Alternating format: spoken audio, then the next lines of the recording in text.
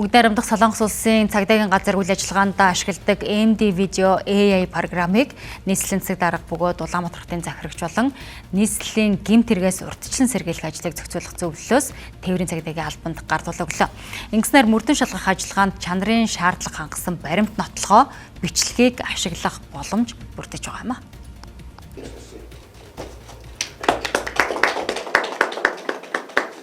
Дээр нэмээд компьютер нэмээд шийдъя. Хүчин чадалтай компьютерийг одоо амгалан дэлгэр сайхан дарганаар хичнээн компьютерийг хэрэгцээ шаардлага байгаа.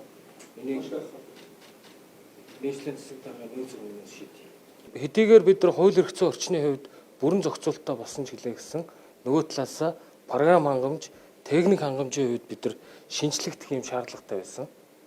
За миний би хууль зүйн дотоод хэргийн сайдаар ажиллаж байх үедээ нийслэл Улаанбаатар хотын болон Монгол улсын нийт нутаг дэвсгэрдэх камерын нэгдсэн системийг бий болгох юм техник эдийн засгийн үндэслэлийг боловсруулж дуусгасан байсан. Тэгээд нийслэлийн засаг даргаар томилогдсныхоо дараахан нийслэл Улаанбаатар хотод камерын нэгдсэн систем байгуулах төслийг эхлүүлсэн.